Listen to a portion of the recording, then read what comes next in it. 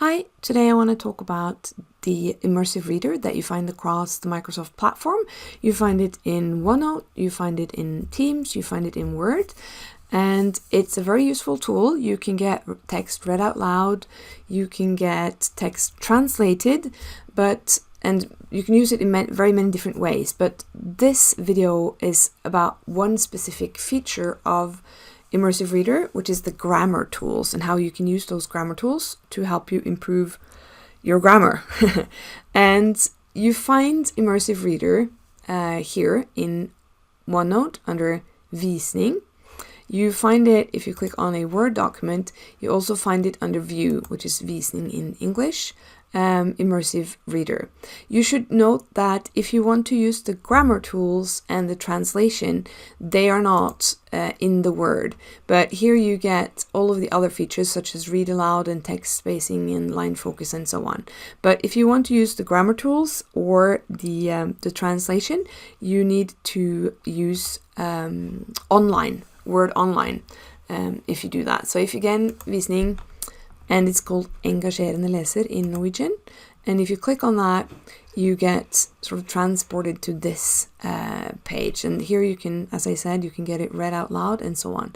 But today we want to focus on the grammar alternatives. So what is it that we can do here? Well, it's not really much, but it can be very useful because you can mark nouns, verbs, adjectives, and adverbs in your text.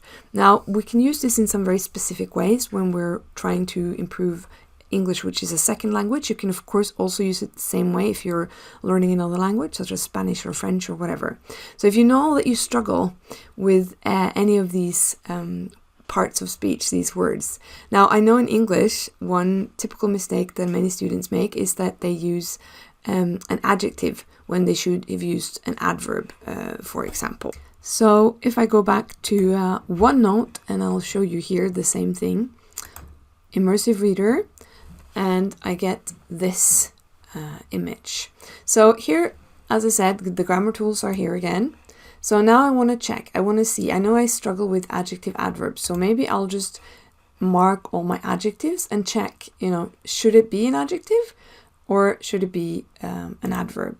So I can go through primary. Well, here this modifies education. Primary education. Education is a noun, so then I should have an adjective. And then I can know that Western modifies a noun. I should have an adjective. Existing attitudes, yep. New forms, yes. So this is all quite all right. So I can just check outstanding balances. Is there a noun after the adjective? Here, however, I get to violent, which is marked as an adjective. And then I can say, okay, well, what does violent modify? Because there isn't a noun after it. So maybe if you can say he was violent, then you should still have an adjective. But I have to go back in the sentence and see what is it that is violent. Well, here you see that the word violent modifies the verb fluctuate, which means to go up and down. So, when I have this word that modifies a verb and not a noun, I need an adverb. So that means I could go out here and I could sort of find it. Where was it? Fluctuated. Then I know I need to add, and now I used capital letters, ly, fluctuated violently. So now I have an adverb. So it could just be that little help to actually find your adjectives and double check that they should be adjectives. Is there a noun afterwards? Or as I said, you could also say he's a violent boy, he is violent. So just check. And if it modifies a verb, then you need to change it into an adverb and make sure.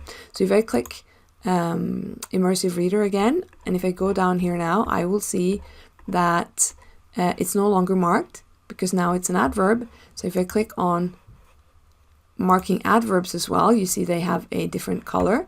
Then quite violently is marked as an adverb, which is correct because it modifies the verb. So this is one way that you could use, like especially if you struggle with adjective adverbs.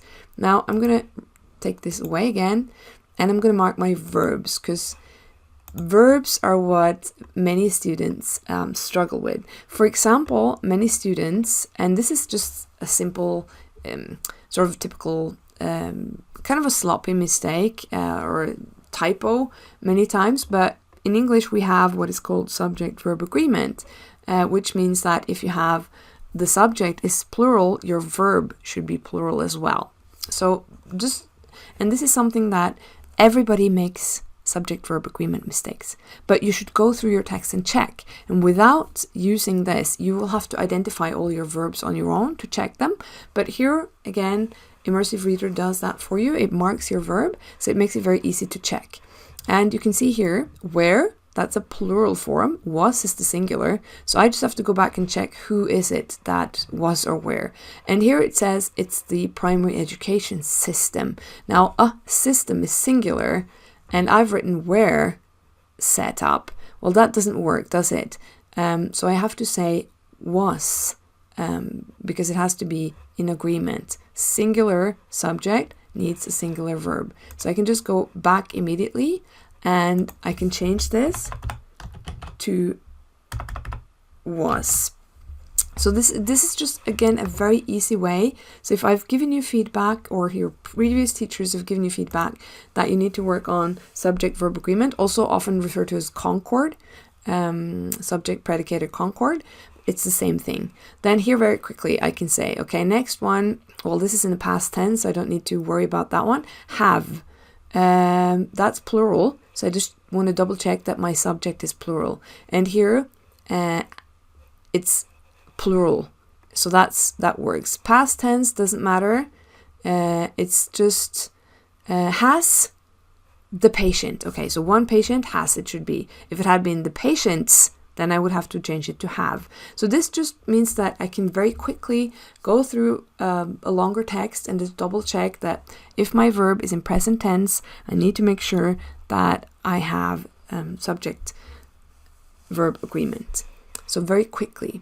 Another thing that you can also use it for is, like, in general, if you have problems with verb conjugation, this just makes it easier to see the verb. So you can check, for example, that you stick to the same tense, that you don't jump back and forth from present tense to past tense, and things like that. If your goal is to use an academic language or a formal language, you know that one of the characteristics of that is that we avoid phrasal verbs. Now, this is a task about phrasal verbs. So here the task was to find a single verb to replace the phrasal verbs. Now you see the phrasal verbs here are marked in italics, so that just makes it very easy for us to see them. You see that set up is a phrasal verb, and you can use established. You see that Immersive Reader doesn't mark the preposition. It doesn't understand that the preposition is part of the verb. It's not that intelligent. So it just marks the words that it knows are verbs, and up is a preposition, right? But in this sentence, set up makes for a phrasal verb. So what you see here is it's very easy again to check if you have phrasal verbs, because they can be really hard to sort of detect if you just want to read through the whole text without using this function. So here I can just quickly say set up. Okay, if there's a preposition after the verb, it's a phrasal verb. So I can just check, cut, down. Yeah, there's a preposition afterwards.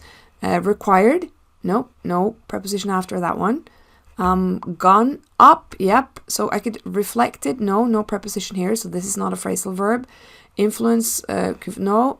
Reinforce, no. Did, no. Come up with, yes, phrasal verb. So it's very easy to check. So see if the verb has a preposition afterwards or after it, then it's a phrasal verb, and you need to try and find a single verb instead. So that was just very quickly on how you can use the grammar tools in Immersive Reader to, if you struggle with adjective adverb, double check, and you can use it if you want to improve your verbs, verb conjugation, and also avoid phrasal verbs.